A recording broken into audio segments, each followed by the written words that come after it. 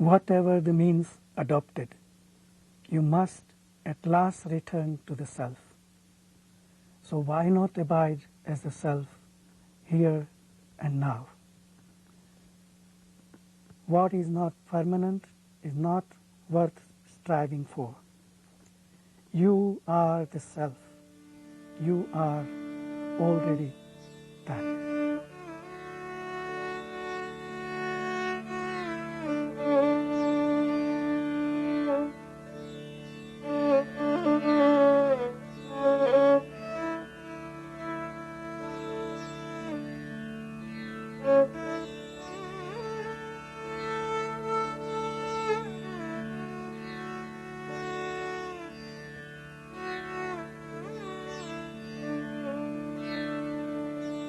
Meditation is your true nature. You call it meditation now because there are thoughts distracting you.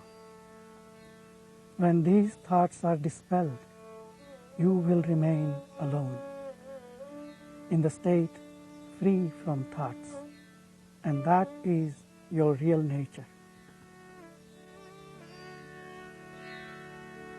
During the mid-part of the 20th century, a steady stream of visitors traveled to the ancient land of Tamil Nadu in the southern region of India to experience the remarkable presence and clear teachings of Šrí Ramana Maharši. The Maharshi's name needs little introduction, for then, as now, seekers who wish to awaken from the powerful illusion of the ego and abide in the perfect peace of their true nature have turned to his teachings. There was a spontaneous simplicity and humility about him, a sense of universal equality and heart-melting love. His actions were natural and spontaneous and reflected a life that was fully identified with the one consciousness, the self in all beings. Carl Jung had planned to visit the Maharshi, but for various reasons never made it. Jung writes about Ramana. What we find in the life and teachings of Šrí Ramana is the purest of India, with its breath of world-liberated and liberating humanity. It is a chant of millenniums. In India, he is the whitest spot in a white space. Born in 1879 to pious parents, the child was named Venkataraman. Aside from several auspicious indications surrounding his birth, there were few specific signs that the young boy's destiny would take a spiritual turn. When he was only 16 years old, attending high school in the city of Madurai, in the South Indian state of Tamil Nadu, he had a remarkable experience of death, which led to a permanent awakening to the deathless spirit. Arriving at the sacred hill Arunachala, he spent the next 54 years either on its slopes or foothills. People from all over the world came to sit in his presence, which had the profound effect of quieting the mind and providing glimpses of the perfect peace which is our natural state. The Maharshi's teachings are uniquely suited to modern life and provide for a clear and balanced synthesis of head and heart. He was not concerned with theory or philosophical discussion. Rather, he consistently guided the seeker back to the source of real being, with its theoretical basis in Advaita or non-duality. Ramana taught that we exist as the supreme self at all times. We need only awaken to this reality by seeking the source of the ego or I thought and abide in the self that we always are. He referred to this method as self-inquiry. The path of self-inquiry frees one from the unceasing fear and turmoil resulting from taking the ego to be real. By becoming free of the ego illusion, one experiences true freedom and supreme peace. It is this path that takes one from the apparent duality of the individual and the world to the bliss of one's real nature. Through this awakening to self-awareness, even by imperfect glimpses, one begins to sense a reality not confined to the ego's world. And this current of awareness is ultimately revealed as the self, pure consciousness. The Maharshi generally taught in silence, and the sincere seeker would often experience a silent influence in the heart. Verbal expression of this silence was always given freely to all and frequently combined with humor and laughter. While his physical presence was overwhelming and his majesty and beauty indescribable, he remained completely natural, simple, unassuming, and wholly unaffected. Join me as we explore the life and teachings of Ramana Maharshi and turn back to the source of abiding happiness, the source in which all questions and doubts resolve themselves in the awareness of our true self.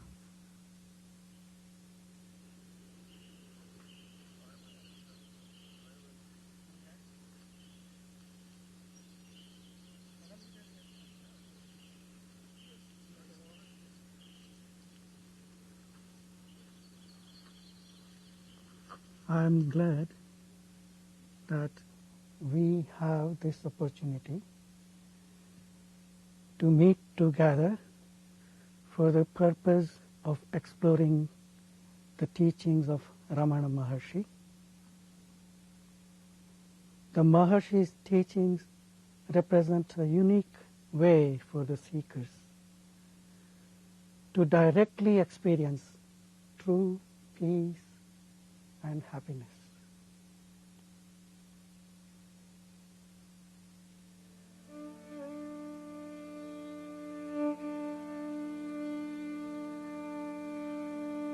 Ramana says, happiness is inherent in man and is not due to external causes. One must realize his self in order to open the store of unalloyed happiness. All spiritual scriptures are meant to make man retrace his steps to his original source. He need not gain anything new. He must only give up his false ideas and useless accretions. Instead of doing it, he tries to catch hold of something strange and mysterious, because he believes that his happiness lies elsewhere. You impose limitations on your true nature of infinite being and then weep that you are but a finite creature. Then you take up this or that practice to transcend the non-existent limitations. But if your practice itself assumes the existence of the limitations, how can it help you to transcend them?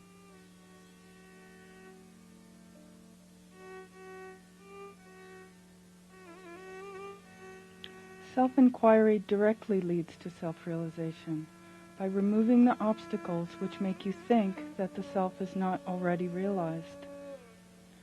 Self-inquiry is certainly not an empty formula. It is more than the repetition of a sacred syllable. If the inquiry, who am I, were a mere mental questioning, it would not be of much value. Self-inquiry consists not in orally repeating, I, but in searching by means of a deeply introverted mind, wherefrom the I springs.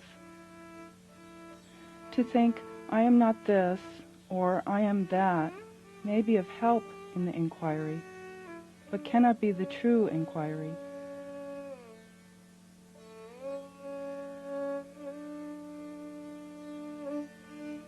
Self-inquiry can reveal the truth that neither the ego nor the mind really exists, and enable one to realize the pure, undifferentiated being of the self, or the absolute.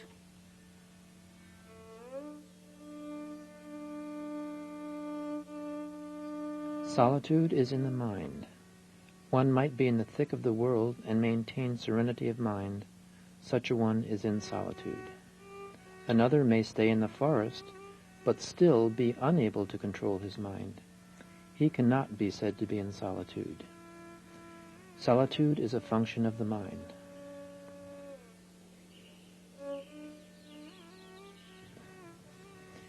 If one remains fixed in the self, activities will still go on, and their success will not be affected.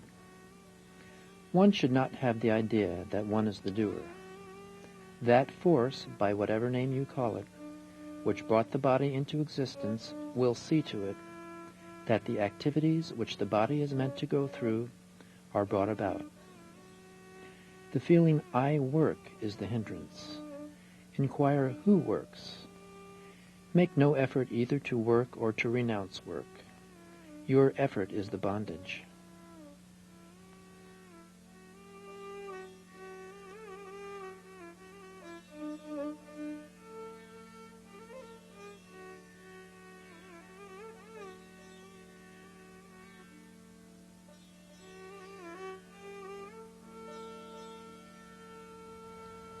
I could say that meeting Šrí Ramana has changed my life as the witnessing of an unforgettable sunrise would change one's life as a suffusion of beauty and serenity. I had never encountered a countenance of that expressiveness and carrying an unspoken message like that. In 1947 was the first I had seen or heard of Ramana Maharshi. And as I said, I had always wanted to go to India, and I was searching for a guru, but I stopped here and there and every place, and finally I ended up at Sri Aurobindo's at Pondicherry, and someone says, I think you might be looking for Ramana Maharshi in Tiruvannamalai. I said, okay, so I took one of these wonderful buses, and while I was riding on the bus, I'd sort of in a state of reverie, and there appeared to me this beautiful face with these big, luminous eyes that look right through you. And so when I got to Ramana Maharshi, there was the same picture, the same face that I had seen in my state of reverie. And I was really, really shocked. So I figured, well, here's where I'm going to unpack my one little bag and spend the rest of my life. There are no activities for him. What is there? When he sits there, you come and put your question. And at the bell rings, we'll go and have lunch. We live as if we'll cut off this mortal world of bondage. As long as we're here, we were in a different world. He fed us like a mother. He protected us like a father. He led us like a preceptor, a leader, taught us. He reshaped us. He gave us a firm vision that death is a myth. Go to Ramana Maharshi himself directly, not even in Tiruvannamalai or any form of Maharshi. Return to formlessness, which is your own self. This advice I will give you, and this will be available anywhere, any part of the world. Just keep quiet. Shortly before his 16th birthday, young Venkataraman first heard the name Arunachala, a sacred hill in the northern region of Tamil Nadu. Upon hearing the word Arunachala, Venkataraman spontaneously exclaimed, "What? From Arunachala? Where is that?" The surprised relative explained that Arunachala is the same place as Tiruvannamalai, the small hamlet that has been both a religious center and home to saints and sages over the centuries. It is very rare for one to realize his true nature in a spontaneous and almost effortless manner. But one day, a sudden and intense fear of death gripped the consciousness of Venkataraman, who outwardly was like any other normal, healthy 16-year-old boy. The shock of the fear of death drove his mind inward, and he felt that he must face his own mortality. Venkataraman lay down upon the floor and began to visualize and dramatize death. He held his breath and inquired, "Well then, now death has come, what does it mean? The body is dead. It will be carried to the burning ghat and there burned and reduced to ashes.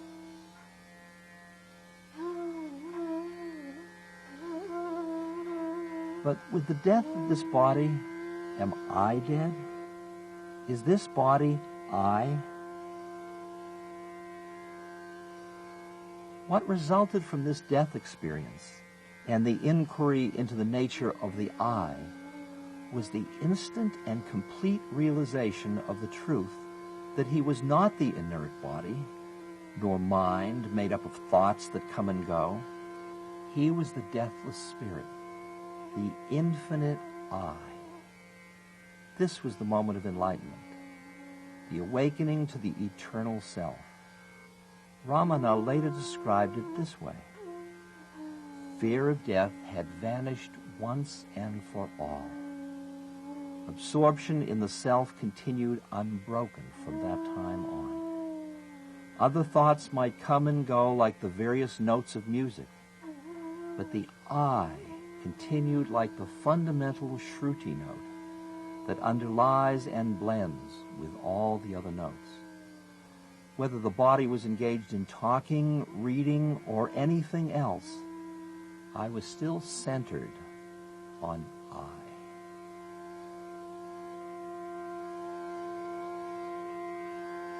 The young man's life was completely changed. No longer interested in worldly things, he secretly left home for the sacred hill Arunachala, which had reverberated in his consciousness some months earlier. He later referred to his state at this time. When I left home, I was like a speck swept on by a tremendous flood. I knew not my body or the world, whether it was day or night. For young Venkataraman, there was nothing more to attain. He was already a self-realized person living in complete identity with the Absolute, absorbed in supreme consciousness with no thought of the body.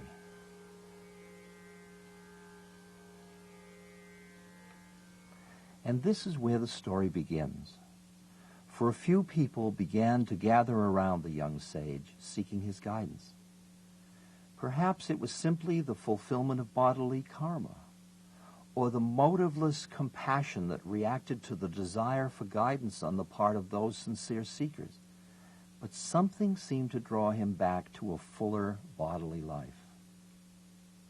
Slowly, seekers would approach him to have a doubt cleared, or to simply sit in his peaceful presence. Shiva Prakasham Pillai was one of the early visitors who became captivated by the young sage. The teachings on self-inquiry as given to Shiva Prakasham Pillai became the key message of the Maharshi. The great Sanskrit scholar and ascetic Vasishta Ganapati Muni had mastered a broad range of scriptures, disciplines, and meditation practices. Feeling frustrated that he had not progressed further in experience, Ganapati remembered the young sage living on the hill and approached him with great emotion, desiring to know the true meaning of tapas, or spiritual practice. The young sage gazed at him silently for a while, and then replied, "If one watches whence the notion I arises, the mind is absorbed into that. That is tapas.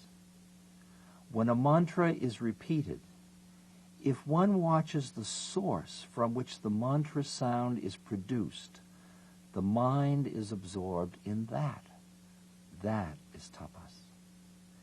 This response on the part of the young ascetic filled Ganapati Muni with joy, and he declared that Venkataraman should now be known as Bhagavan Šrí Ramana Maharši.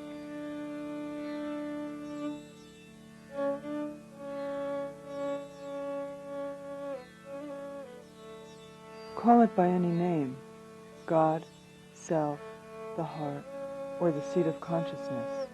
It is all the same. The point to be grasped is this, that heart means the very core of one's being, the center without which there is nothing whatever. Questioner: how is the mind to dive into the heart? Maharshi: the mind now sees itself diversified as the universe. If the diversity is not manifest, it remains in its own essence. That is the heart. Entering the heart means remaining without distractions. The heart is the only reality. The mind is only a transient phase. To remain as oneself is to enter the heart. Self-surrender is the same as self-knowledge, and either of them implies self-control. Surrender can take effect only when it is done with full knowledge as to what real surrender means. Such knowledge comes after inquiry and reflection and ends invariably in self-surrender. Surrender is to give oneself up to the original cause of one's being. Do not delude yourself by imagining such a source to be some God outside of you. One source is within oneself. Give yourself up to it. That means you should seek the source and merge in it.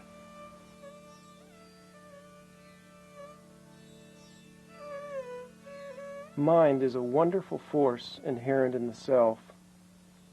That which rises in this body as I is the mind. If the mind, which is the instrument of knowledge and is the basis of all activity, subsides, the perception of the world as an objective reality ceases. Investigate what the mind is, and it will disappear.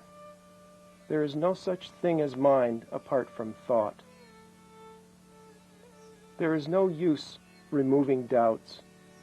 If we clear one doubt, another arises, and there will be no end of doubts. All doubts will cease only when the doubter and his source have been found.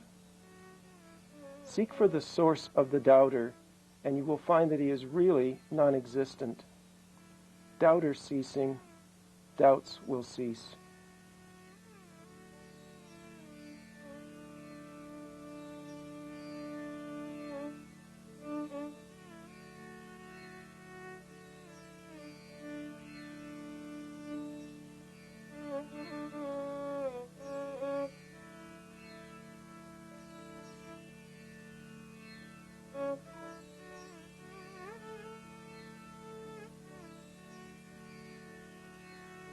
When the mind gets absorbed in the heart, the ego I, which is the center of the multitude of thoughts, vanishes, and pure consciousness, or the self, which subsists during all the states of the mind, alone remains resplendent. It is this state where there is not the slightest trace of the I thought that is the true being of oneself.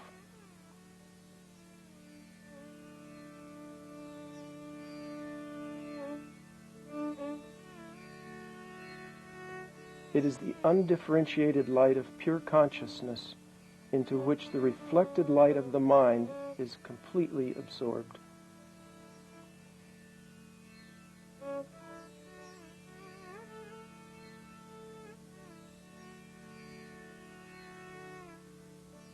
There are neither good nor bad qualities in the self. The self is free from all quality. If there is unity, there will also be duality. The numeral 1 gives rise to other numbers.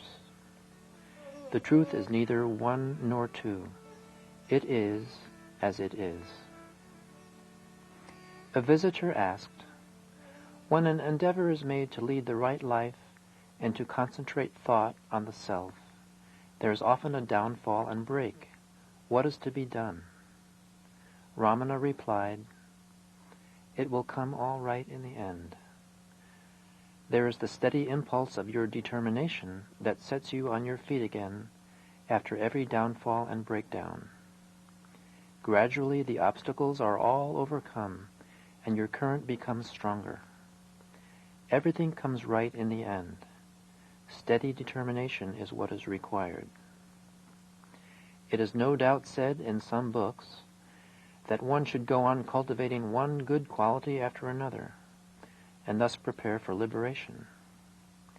But for those who follow the path of self-inquiry, their effort is itself quite enough for acquiring all good qualities. They need not do anything else. Questioner, how is one to realize the self? Maharshi, by overcoming mental habits. Questioner, how to overcome the mental habits? Maharshi, by realizing the self. Questioner, that is a vicious circle. Maharshi, it is the ego which raises such difficulties, creating obstacles, and then suffers from the perplexity of apparent paradoxes. Find out who makes the inquiries, and the self will be found. I think there are some people who say you have to be prepared for the Ramana's teaching. And if you're not ready, you've got to do all sorts of other things to prepare yourself. But my understanding is that Ramana Maharshi never said to any of his inquirers, you're not ready to see who you are. Go away and get yourself sorted out as a human being. Go in for psychotherapy and so forth. He never, to my knowledge, and I've read everything available in English about him and by him, he never said, you aren't ready. I think everyone is ready, but we pretend we aren't ready. And if you say, well, I've got to do all sorts of things before I am in a position to see who I am, I say that's never ending. And if I had delayed till Douglas was sorted out, when I delayed having a look to see who I am, until I was thoroughly prepared, I would still at 87 be waiting. In self-inquiry rests our felicity, our everything the heart could desire, and ignorance of who we are is the great trouble. It's a problem of our life. And when we see who we are, we find incredible blessing all along in every possible way. The secret of the medicine for our problem is to see who has the problem. Ramana is advocating a way which I find eminently practical, practicable, and needs practicing, but this is the way. Have a look at what it's like being first person singular, present tense. Instead of being out there, looking at yourself from a distance. Look at yourself from no distance at all, at what you're looking out of. What it's like here, right here. And it's like gazing into vacancy.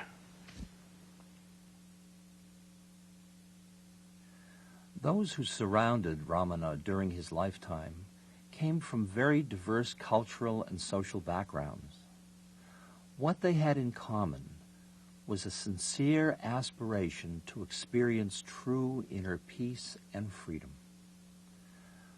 Ramana never saw anyone as separate from himself and had no disciples in the conventional sense. He told a visitor in 1936, "The person may call himself my disciple or devotee. I do not consider anyone to be my disciple. If people call themselves my disciples, I do not approve or disapprove. In my view, all are alike. What can I say to them?" He regularly said that the Guru was not the physical form, and guidance continues after the demise of the body. Therefore, there was no need to create a lineage or provide for transmission in order to carry on successorship.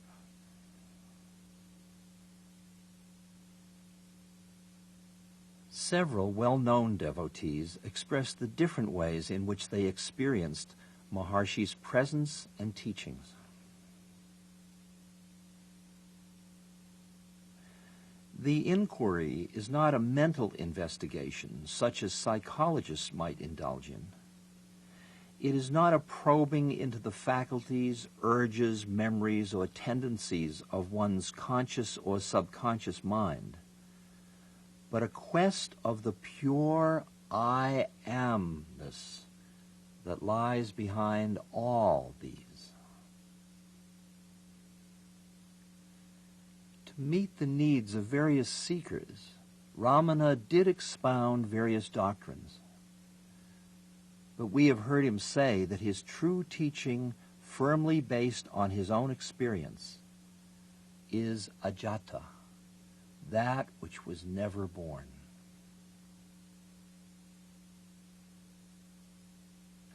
The most touching sight is the number of tiny children, up to about 7 years of age, who climb the mountain all on their own to come and sit near Maharshi, even though he may not speak a word or hardly look at them for days together. They do not play, but just sit quietly there, in perfect contentment. You are the self, Ramana tells us. Nothing but the self. Anything else is just imagination. So be the self, here and now. There is no need to run off to a forest or shut oneself in a room. Carry on with your essential activities, but free yourself from association with the doer of them. Self is the witness. You are that. Bhagavan has written a song whose import is that the path is very easy if the mind is not allowed to stray after the senses and directed to inquire into its true nature. Certainly, the heart will be reached and the self perceived. The teaching of Bhagavan has acquired worldwide recognition and attracted earnest seekers from all 5 continents, as much for its simplicity as for its sturdy rationality, which appeal both to the head and the heart. It can, however, be summed up in the ancient dictum, know thyself, or seek the seeker. When Ramana spoke, the words seemed to come out of an abyss. one could see immaculate purity and non-attachment in him and his movements. In his vicinity, the mind's distractions were overpowered by an austere and potent calmness, and the unique bliss of peace was directly experienced.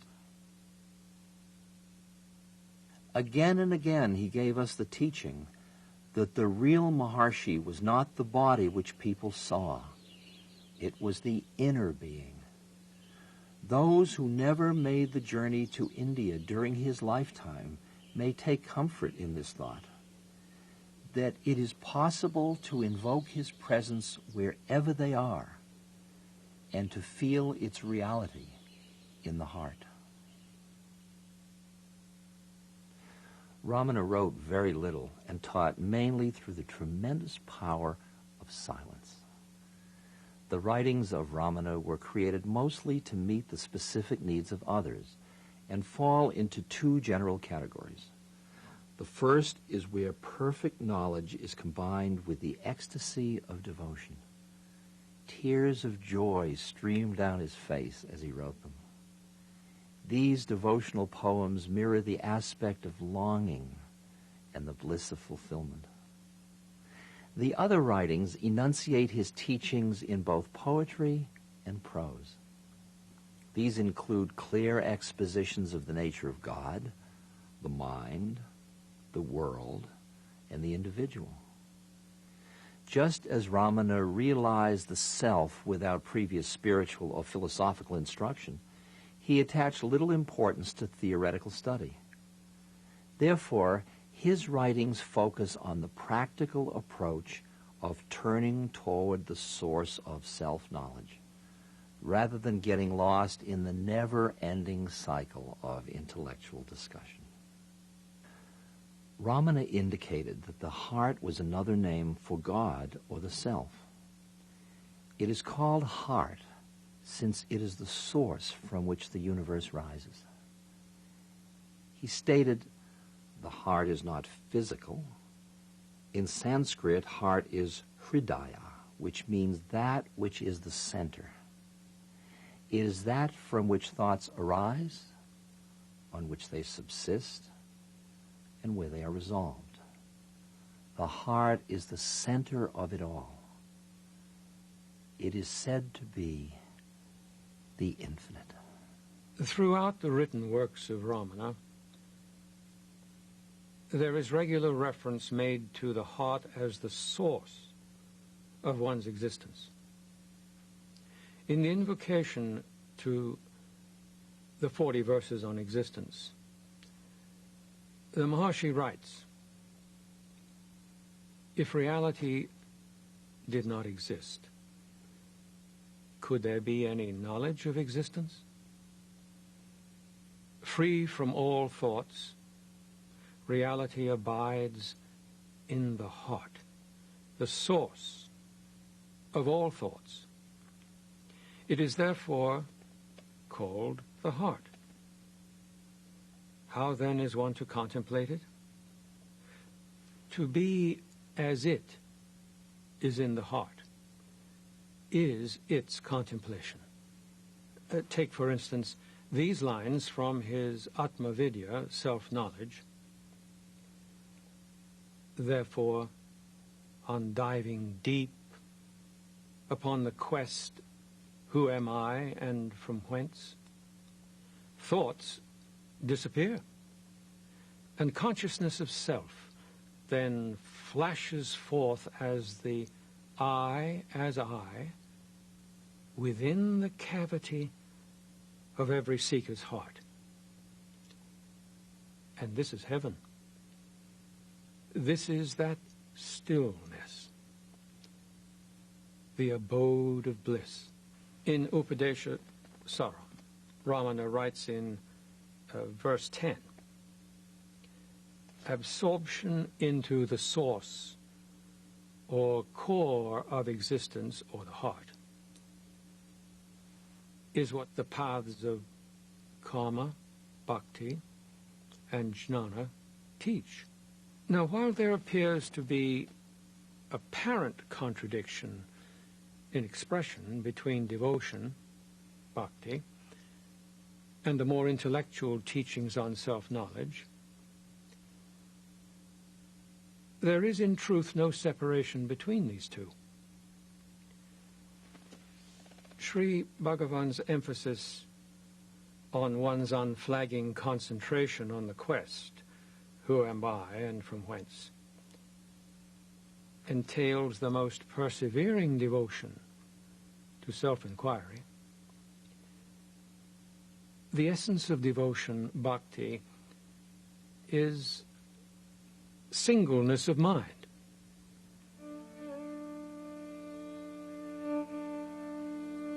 In the book Ramana Arunachala, Arthur Osborne writes, "It was the most majestic film I've ever seen, the most awe-inspiring, and yet without incident.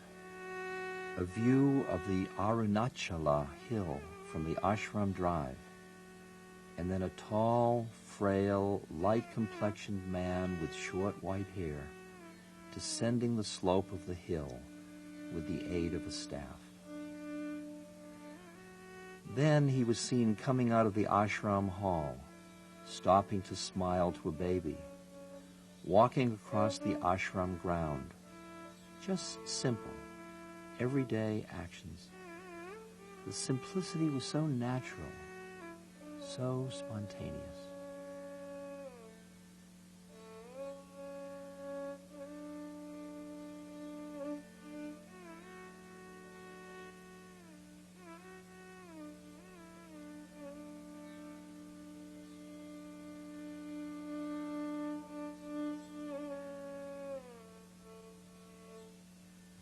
When I sat in the Maharshi's presence, I felt that I was in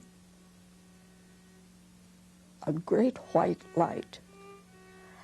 And then it seemed that within me, all these so-called problems I thought I had, they just vanish.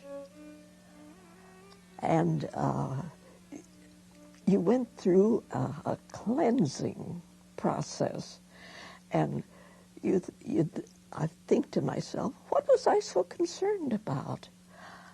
It doesn't really matter. Nothing matters, but who am I? Who is this? What is this presence, this entity, what have you call it? When I have questions, I don't ask him anything verbally because it isn't necessary. The questions that you ask are answered almost immediately, so that it's a mind-to-mind connection rather than verbal, because speech just gets in your way. And so I would feel, as the days go by, I would feel these questions being answered, and it would just be a slow cleansing of my entire being. The Western civilization is too much obsessed with doing and less with experiencing the self. I definitely feel Bhagavan's presence now.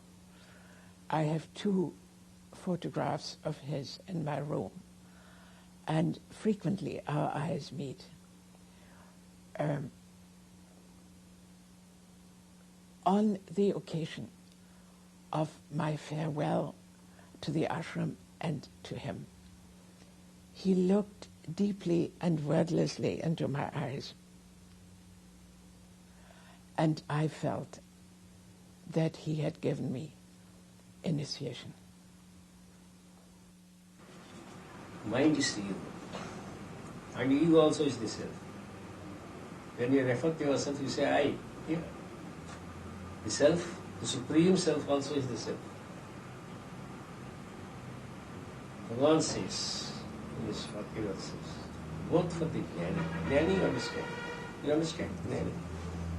The enlightened man, the liberated man. Both for him the body is there.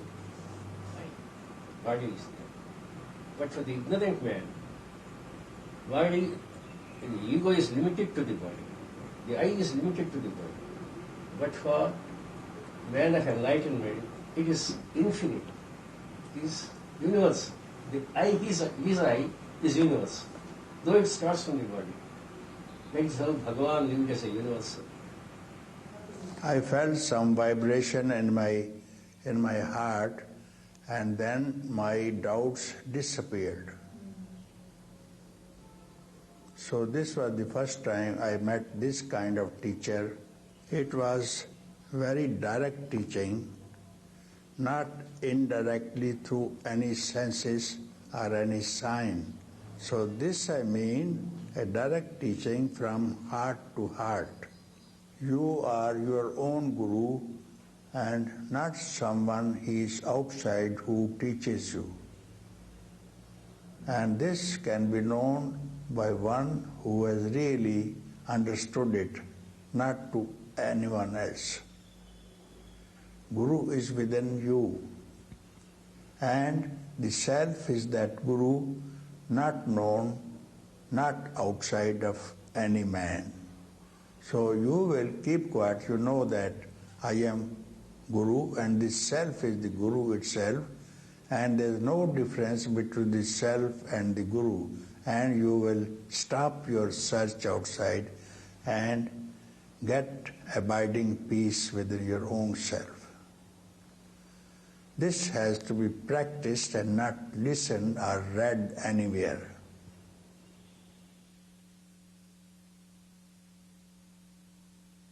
After years of living in caves upon the Arunachala hill, the Maharshi moved down to its base, near the resting place of his mother.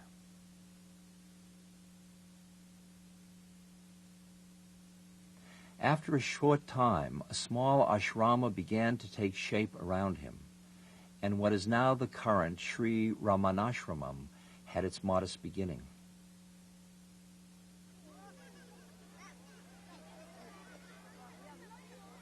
Seekers from all backgrounds and religions came to be in his presence.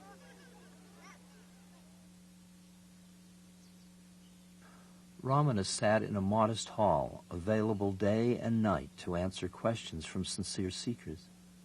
His only possessions were a loincloth and a towel. He never asked anything from anyone. Until the frailty of age set in, there were no set hours for approaching him. During the final year of his life, devotees were requested to let him rest at midday. In response to this request by ashram authorities, Ramana himself sat outside the hall until the rule was retracted.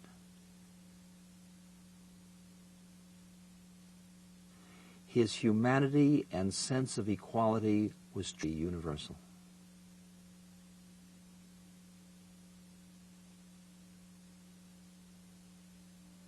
Reality being yourself, there is nothing for you to realize.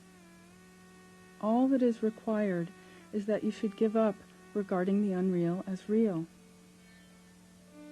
Effortless and choiceless awareness is our real state. If we can attain it or be in it, that is all right. But generally one cannot reach it without effort, the effort of deliberate meditation. All the age-long tendencies carry the mind outward and turn it to external objects. All such thoughts have to be given up and the mind turned inward. For that, effort is necessary for most people. Questioner: mind always wanders. I cannot control it. Maharshi: it is the nature of the mind to wander. You are not the mind. The mind springs up and sinks down. It is impermanent, transitory, whereas you are eternal.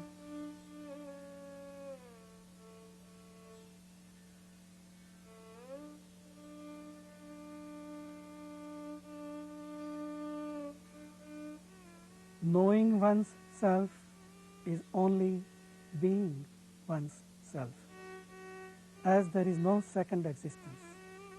This is self-realization. The state we call realization is simply being one's self, not knowing anything or becoming anything. If one has realized, he is that which alone is, and which alone has always been. He cannot describe that state. He can only be that. Still, it is a wonder that to teach this simple truth, there should come into being so many religions, creeds, methods, and the disputes among them. Oh, the pity. Oh, the pity.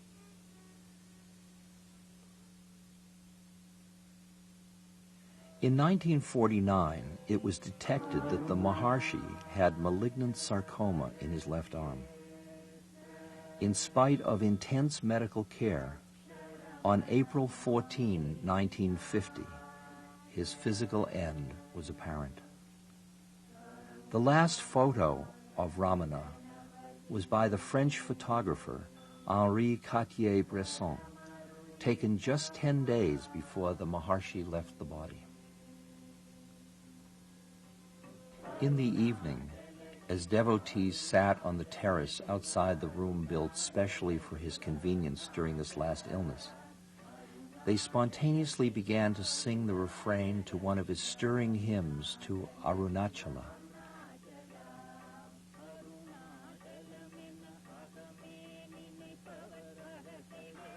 Arthur Osborne writes about that evening. On hearing it, Ramana's eyes opened and shone.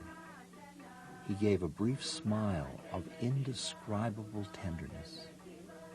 From the outer corner of his eyes, tears of bliss rolled down.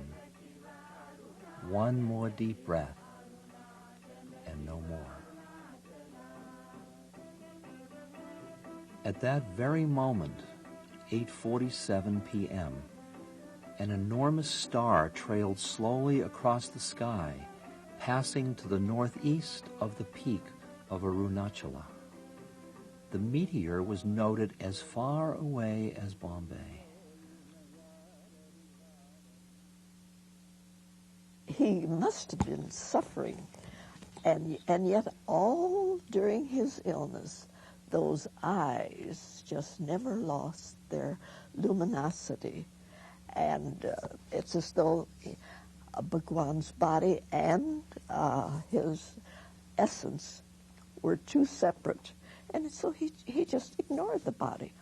To try to describe the presence of Ramana Maharshi in words is very, very difficult because you feel his presence, you feel his luminosity, you feel his greatness, you feel that the whole world is there. He is trying to impart the entire world to you and the reality of who you really are. And you just sit there awed by the light in his eyes and his being. It's just as though someone had turned on a bright light, and there is this person with a beautiful aura, the whole body as though it were transformed into light. I do think the great message of Ramana for me is that it's available now, just as we are, in full strength, available now, not an inferior version. It's available now. And of course people say, well, Douglas, you're misleading people because you're giving the impression it's too darned easy. Well, I'm not. I hope I shouldn't do, because I always add that practice is essential. You have to practice it. But the practice is not the practice for achievement of some goal in the future. It's a practice of enjoyment now, and it lubricates the wheels of one's life. This is for the West that Ramana speaks. He speaks to us in the West according to what is universal, neither East nor West. And the valuable part of Ramana Maharshi for me is what is not Indian, but universal. In Ramana Ashram, the teacher is no more there, but people from all over the world are going there and they get peace of mind. And it will continue like this. And don't go outside, but keep quiet. In this quietness, mind will automatically return to its source. Having returned there, the mind is lost, and there is no mind now to search for the light or wisdom anywhere else. And there will be tremendous fountain of peace. And all doubts are cleared, and he will keep quiet, not by tongue, but his heart, his ego is absolutely finished. This is called peace and returning to the source. One has to be very seriously in search of his or her own self. Now we come right to the heart of the matter. With Šrí Ramana's "Who am I?" as the heart of self-inquiry, precisely upon the instant that that question is asked, sincerely and earnestly, and one sees the answer to it, upon that very instant, all of these negativities drop away. There is no process, no time elapsed. One is self-realized.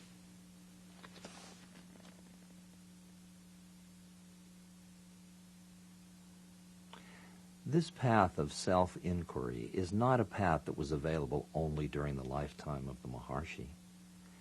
Rather, it is a new beginning, a direct approach available to seekers who wish to realize the infinite nature of their real being. The unique manifestation of the supreme reality, which we call Ramana Maharshi, is always present as the heart of all things. By whatever name we prefer to call it, if we but genuinely turn in its direction, this wellspring of peace and happiness will illumine our minds and hearts with the knowledge and understanding of who and what we really are.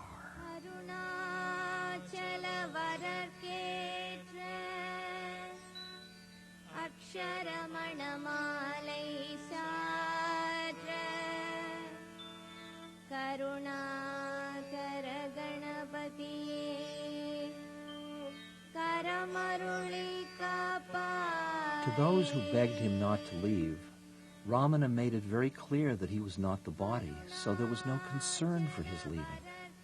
He told those around him, "They say that I am dying, but I am not going away. Where could I go? I am here."